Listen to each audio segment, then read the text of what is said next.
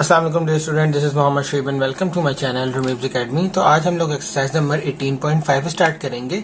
अच्छा, exercise number 18.5 जो है वो बिल्कुल एज इट इज है 18.2 की तरह। जिस तरीके से हमने एक्सरसाइज नंबर 18.2 की थी, बस फर्क क्या था, वहां पर दो थे वेरिएशन जो थे, वो डायरेक्ट और इनडायरेक्ट वेरिएशन था। मतलब कोई एक चीज जो है या कोई एक क्वांटिटी किसी एक के साथ या तो डायरेक्टली या तो फिर इनडायरेक्टली क्या होगी, रिलेट करेगी।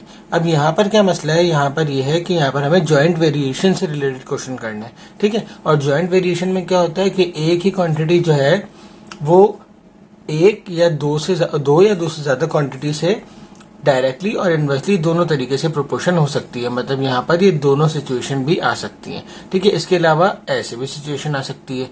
तो ये सारी की सारी जॉइंट वेरिएशन से रिलेटेड क्वेश्चन हम करेंगे, लेकिन बिल्कुल सेम पैटर्न वही फॉलो होगा जो हमने एक्सरसाइज नंबर 18.2 में किया था, ठीक है। तो स्टार्ट करते हैं। सबसे पहला क्वेश्चन है आपके पास, if y varies directly as x square and z and y equals to 6 when x is equals to 4 and z is equals to 9। तो ये पहली तो आपको कंडीशन दे दी गई है, इसके जरिए आप k की वैल्यू फाइंड आउट कर लोगे, ठीक है। उसके बाद आपको फाइंड आउट करना क्या है कि आपने y को एज अ फंक्शन लेना है x और z का, और उसके बाद y की वैल्यू डिटरमिन करनी है, जबकि x -8 है और z जो है आपका 12 है, ठीक है। तो स्टार्ट करते हैं। सबसे पहले अकॉर्डिंग टू द कंडीशन, ठीक है, सोल्यूशन की हेडिंग बनाएंगे। Then y varies directly as x square, equation number 1, and y varies directly and z square, ठीक है। यानी कि y दोनों के साथ क्या कर रहा है, डायरेक्टली वेरी कर रहा है, ठीक है। इक्वेशन नंबर 2, आपने क्या करना है, दोनों इक्वेशंस को कंबाइन करना है बाय कंबाइनिंग बोथ। तो हमारे पास क्या आ जाएगा, y is directly proportional to x square and z। जब भी हम प्रोपोर्शनैलिटी का साइन हटाते हैं तो इज इक्वल्स टू और k आता है, यानी कि कांस्टेंट।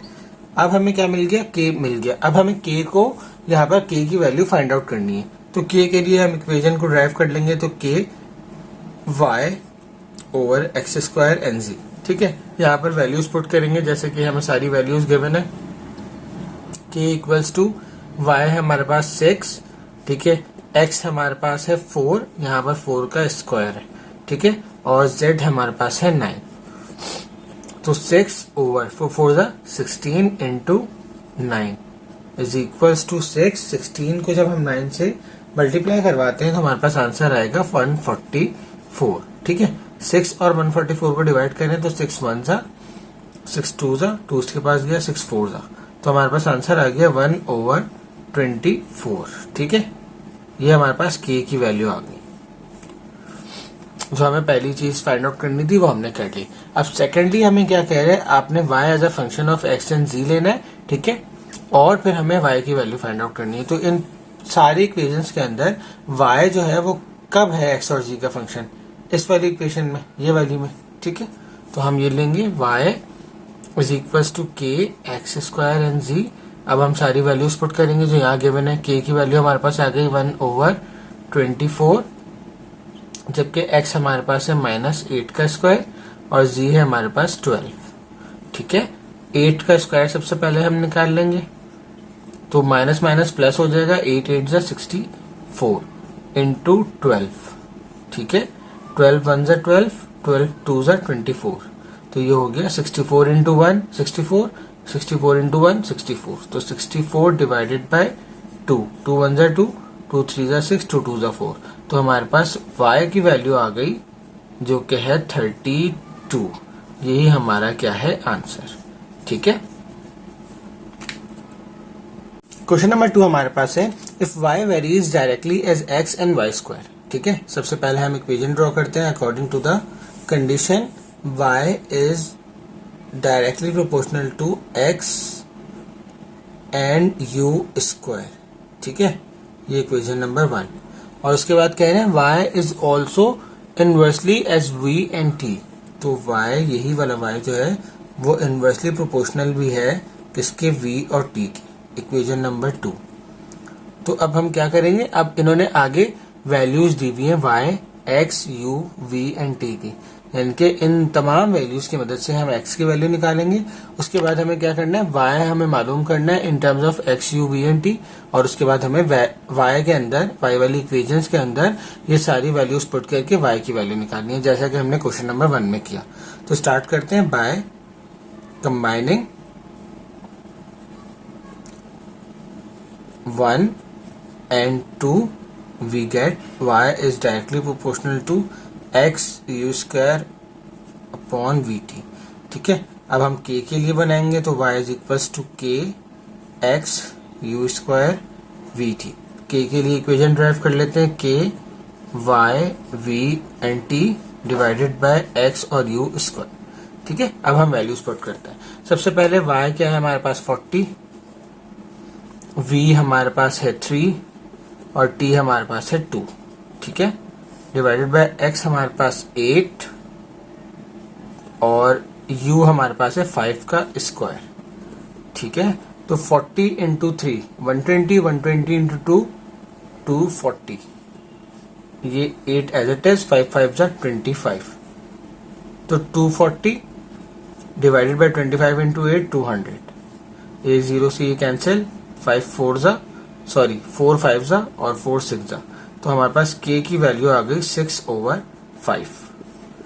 ठीक है, अब हमें क्या करना है, हमें अब y की वैल्यू फाइंड आउट करनी है in terms of x, u, v and t। So now कौन सी वाली इक्वेशन यूज करेंगे हम, ये वाली। ठीक है, यहाँ पर हमारे पास y की इक्वेशन बनी हुई है, तो y equals to k x u square over v t। तो y is equals to k की वैल्यू आ गई 6/5, x की वैल्यू है मेरे पास यहाँ पर -2 और u की वैल्यू है 4। ठीक है, 4 का स्क्वायर, v आ जाए नीचे तो 3 और t है हमारे पास -1, तो 6 -2 एज इट इज, 4 का स्क्वायर 16 डिवाइडेड बाय 5 3 और -1। अब हम मल्टीप्लाई करते हैं, तो 6 2 जा हमारे पास आता है 12। ठीक है, और 12 को जब हम 16 से मल्टीप्लाई करेंगे तो हमारे पास आंसर आएगा 192 माइनस का 192। इसी तरीके से 5 3 जा 15, 15 1 जा 15, माइनस का 15, तो माइनस से minus cancel out.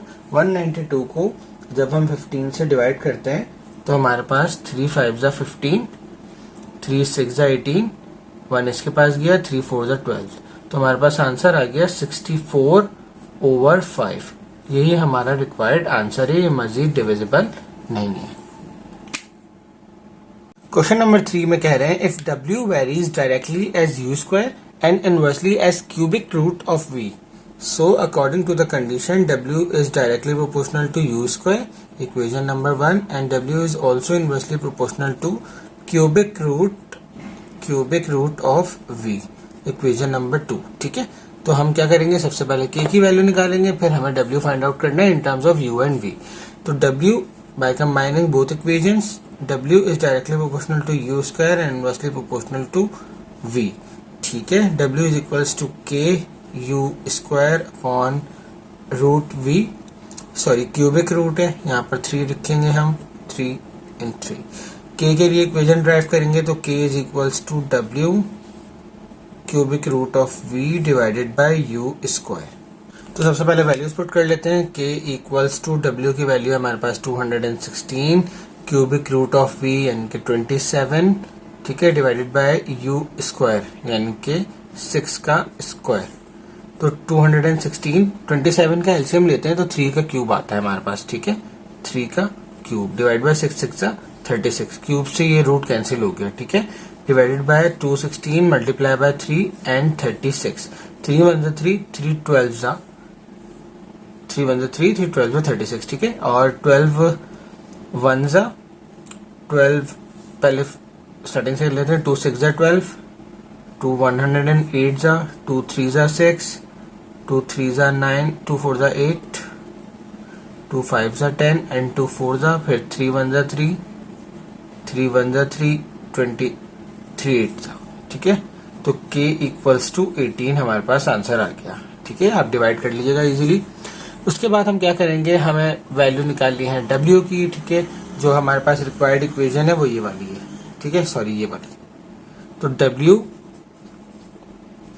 Equals to K की वैल्यू है मेरे पास 18, जबकि U का square upon root cubic root of V।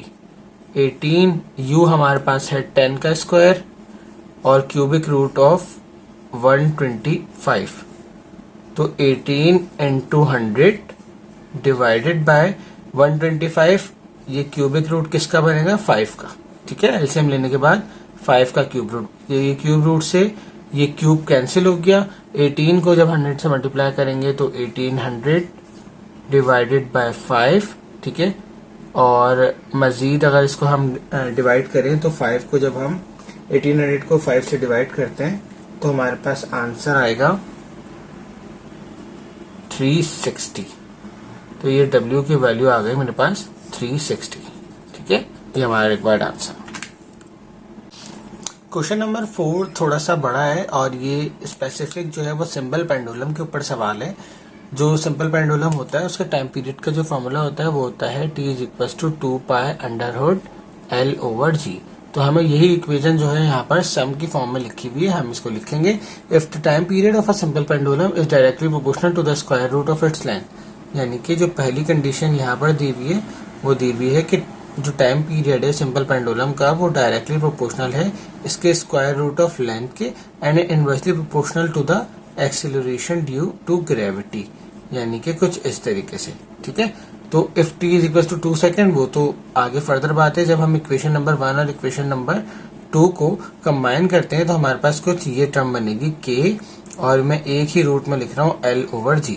तो देखें ये आगे कंडीशन, यहाँ पर जो कांस्टेंट इस्तेमाल होगा वो 2 पाई इस्तेमाल होगा। ठीक है, यानी कि फिजिक्स में ये होता है। अभी हम मैथ्स कर रहे हैं सिंपल, हमें सिर्फ वैल्यूज निकालना सीखनी है। तो अगर हम k के लिए जो है वो इसको रीअरेंज करें तो ये k is equals to T, ठीक है, ये G ऊपर चला जाएगा और L नीचे आ जाएगा, तो G ओवर L, ये हमारे पास रिक्वायर्ड इक्वेशन बन गई K के लिए। ठीक है, अब हम वैल्यूज पुट करेंगे तो K is equals to T की वैल्यू मेरे पास है यहाँ पर 2 सेकेंड्स।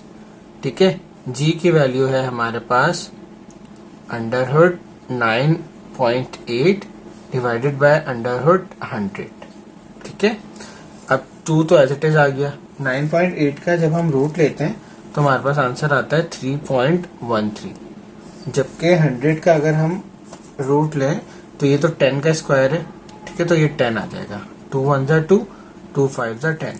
3.13 को जब हम 5 से डिवाइड करते हैं तो हमारे पास आंसर आता है 3.13 divided by 5 is equal to 0.626। ठीक है, ये हमारे पास k की वैल्यू आ गई। अब हम क्या करेंगे, अब हमें find the time period of a simple pendulum when L is equal to 200 and G is equal to 7.6 at a particular height. ठीक है, एक पर्टिकुलर हाइट के ऊपर हमें टाइम पीरियड मालूम करना है सिंपल पेंडुलम का। हम इक्वेशन यूज करेंगे ये वाली। तो now T is equal to K की वैल्यू है 0.626 अंडर रूट L यानी कि 200 divided by under root G यानी कि 7.6। ठीक है, अब हम क्या करते हैं, सबकी अंडर रूट की वैल्यूज फाइंड आउट कर लेते हैं। 200 का जब मैं रूट लेता हूं तो मेरे पास आंसर आता है 14.14, जबकि 7.6 का रूट लेते हैं तो हमारे पास आंसर आता है 2.75। तो 0.626 को जब हम 14 से मल्टीप्लाई करेंगे, 0.626 multiply by 14 is equals to 8.851। ठीक है, डिवाइडेड बाय 2.75। चले इसको हम डिवाइड कर लेते हैं 8.851 को डिवाइड बाय 2.75 से, तो हमारे पास आंसर आएगा 8.851 डिवाइडेड बाय 2.75। आंसर आ रहा है हमारे पास 3.21 सेकेंड। तो ये आ गया हमारे पास time period of a simple pendulum. ठीक है, लास्ट क्वेश्चन है हमारे पास, वो देख लेते हैं इस एक्सरसाइज का।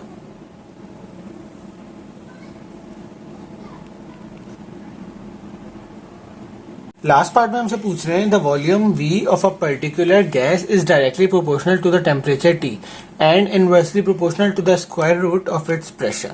तो according to the condition V is directly proportional to the temperature, equation number 1, and V is inversely proportional to the square root of its pressure, equation number 2.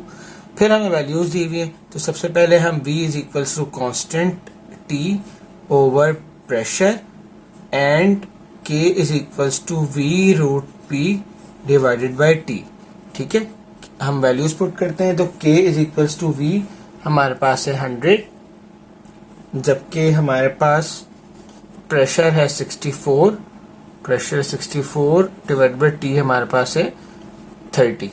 64 का स्क्वायर रूट अगर हम ले तो वो आएगा 8 का, ठीक है, डिवाइडेड बाय 30, स्क्वायर रूट से ये कैंसिल, 800 डिवाइडेड बाय 30, 0 से ये कैंसिल, 3 1 जा 3, 3 2 जा 6 और 3 2 जा 6, 2 इसके पास गया, तो ये हमारे पास जो है वो डेसिमल में वैल्यू आएगी।